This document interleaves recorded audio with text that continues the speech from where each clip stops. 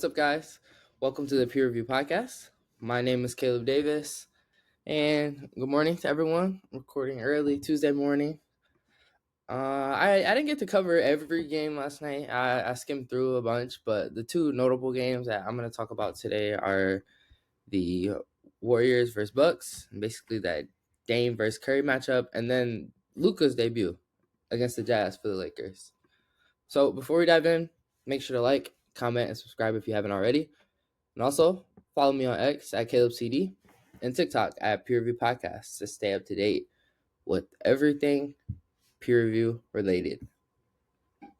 Now, starting us off for the Warriors, I'm kind of going to break this game down from both sides. And then for the Lakers Jazz, I'm just going to stick to the Lakers side because the Jazz don't really matter. First, Curry's just been hooping lately. And that's been one of the big turnarounds for the Warriors as of late. He's just been playing a lot better. He hasn't been struggling by any stretch this season, but he even compared to last year, he hasn't been playing at that top tier superstar level that we're accustomed to. And some of that can be contributed to age, the team's structure and setup. Like he has to do so much, and just a lot of factors play into that. But as of late, he scored 30 plus in the last 3 games. And the big thing with him, and it's the same thing I'm going to touch on with LeBron a little bit later, but he just looks energized and he has something to play for. Like he looks more happy to be out there. And it seemed like as soon as the trade deadline got closer and closer and he started hearing rumors, the Warriors are going all in, yada, yada, yada. It seems like it kind of reinvigorated him. And as it should, as an older player, I get it. When you're stuck on a team that's sort of mediocre and you have some type of faith coming in with Jimmy Butler that adds talent to the group, or whoever, if they hadn't got him, some type of star, it reinvigorates you. And I think if Curry's gonna play closer to a top 10 level, like the top portion of that top 10 level, like closer to top 5, top 7, the Warriors ceiling changes because I think and like I said, it's gonna take some time to evaluate how Jimmy Butler looks with the team, but their ceiling definitely changes when you add talent and your best player is a top tier superstar and playing like it. It just makes life a lot better. Now on a Jimmy Butler, I mentioned it when we talked about their trades on Sunday, and so I'm not gonna go too much into detail, but he just adds a new dimension to their offense. He's gotten to the free throw line 28 times in 2 games. That's more than the Warriors starting lineup on most nights, and it shows when his ability, especially when he's out there without Curry, he could just slow the game down, get to the line, he gets downhill. It is just something that they didn't really have in their lineup, and it's just kind of cool to see the Warriors playing a little bit different and how Jimmy has fit in with their system, and it's not that much of a surprise that he's played well with the Warriors. Jimmy's a good playmaker. He's a smart basketball player. He can read and react systems. But the biggest thing I think he's offered for the Warriors is stability whenever Curry sits. And him leading those bench units, like him and Pods, especially, it's looked really good.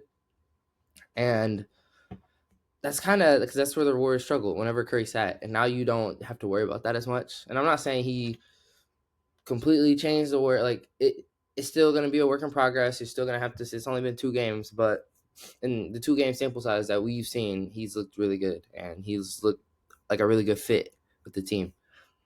Now, onto the Bucks without Giannis, like I said, they've been playing. He's been injured.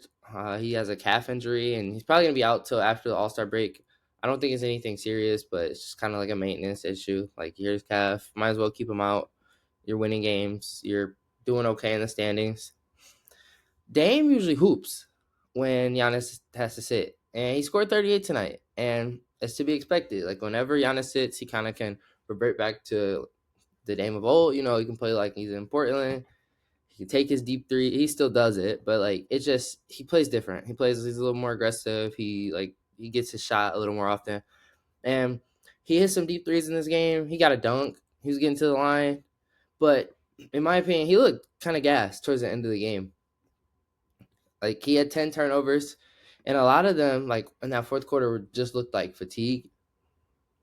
Um, I won't make too much of that, but he just looked tired out there. It happens, and the sloppiness lessened the game. Not just Dame, but it was a big factor. Now, I wanted to talk about Kuzma really quickly because I mean he's played pretty well in his two Bucks games so far. He's been playing in place of Giannis at power forward, and this game he did a good job getting to the line. Kuzma he's good at creating, well, solid at like creating shots, driving closeouts, but I'm still skeptical of his fit alongside Giannis because of the shooting.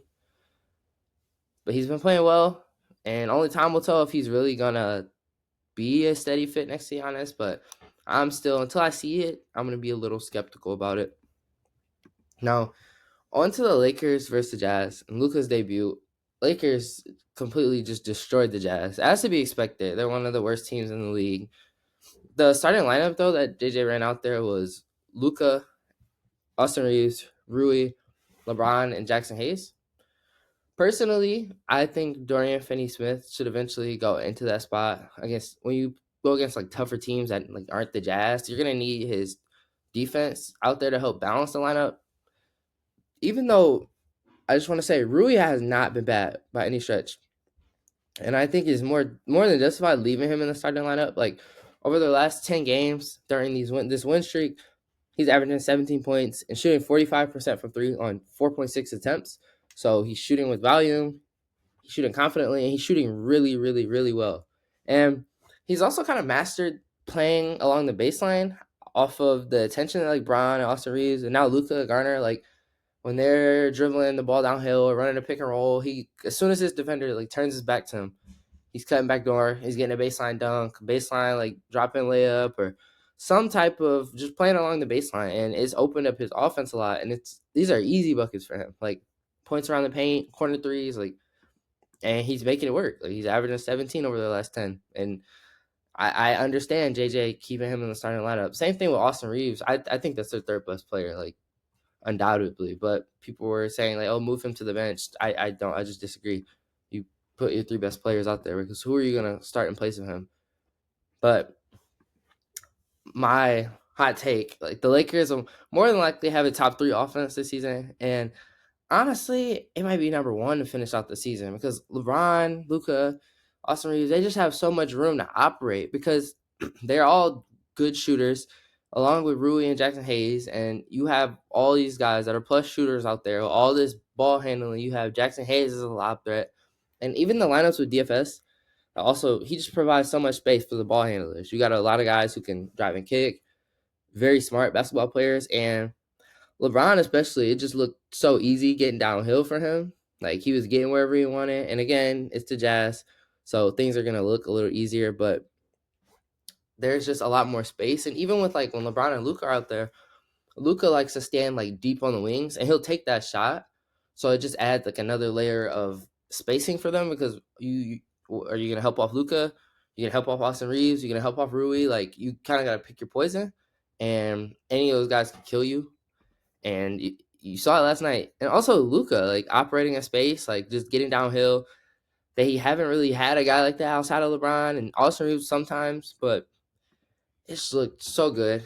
And then Austin getting the third worst perimeter defender and just cooking, like that's gonna be a big luxury for him. Like instead of he usually has been getting the first or second best guy.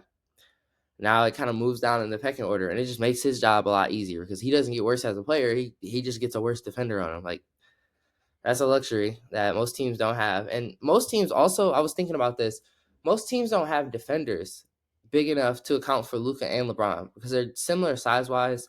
And I was just thinking like around the league, and I could be missing teams, but like off the top of my head, like the Celtics, maybe, like, Jason Tatum and Jalen Brown, the Cavs. Like, I don't know how you feel about putting like Mobley on LeBron and DeAndre Hunter on Luka.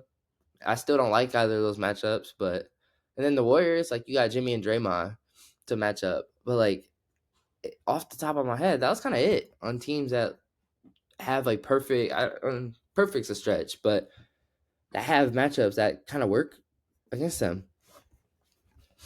And my next point, I think the Lakers just look more energized, specifically LeBron. Like ever since want to say, was it the New York game or whatever game? AD got hurt, and then the game they've just looked so much. Even before that, they've just looked a lot better. Like LeBron, especially though, you see him like going for loose balls, making rotations, closing out the shooters, and most importantly, in my opinion, without AD, with the front line that they kind of have out there, he's been defensive rebounding because LeBron is still an elite athlete, and you kind of need it from him.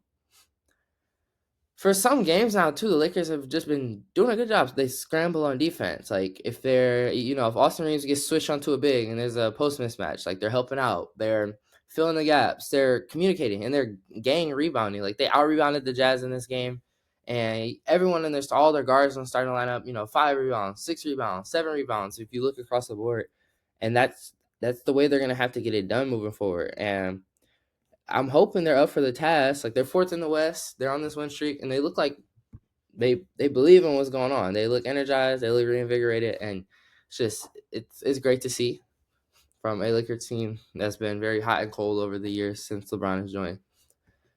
My last thing that I want to talk about real quick before I get out of here is the Lakers role players. There's 3 guys in particular that I want to shout out. First guy, he's a two-way guy that they've been playing as of late, Jordan Goodwin.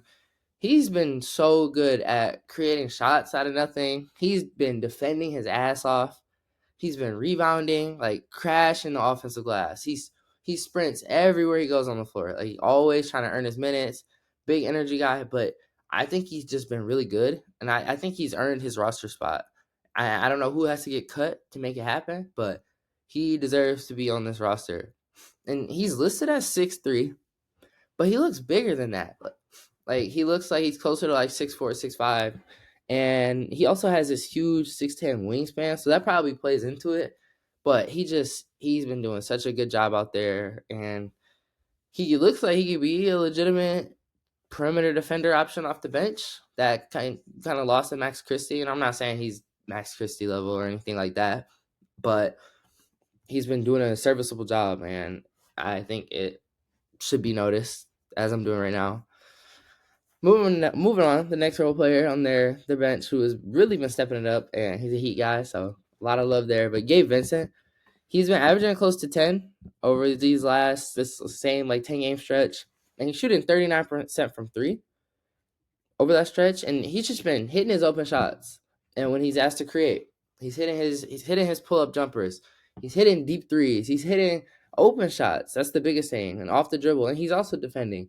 So if you have him out there and he's going to shoot, 39, 40% from 3, that's just a plus, and you can't ask for more out of him. And then the last guy I wanted to shout out is Jackson Hayes. I've been critical of him.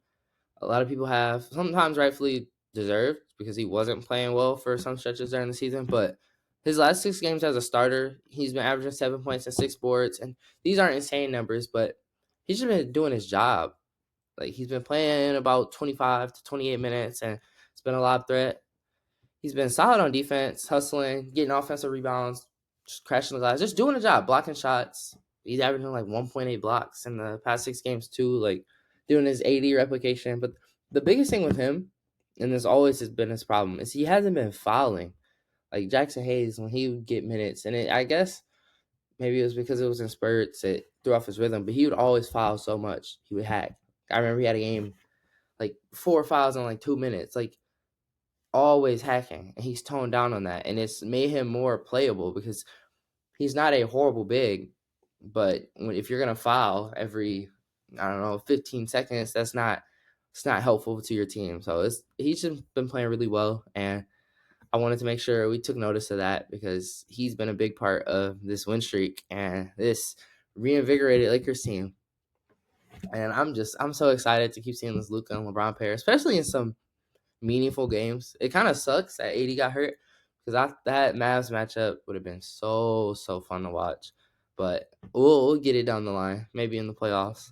But that's all I have for today. Thank you so much for tuning into the Peer Review Podcast. And please share the podcast with your friends and family, as well as follow us on the new handle at CalebCD and on TikTok at Peer Review Podcast to stay up to date with my latest episodes and releases. This is the Peer Review, signing off.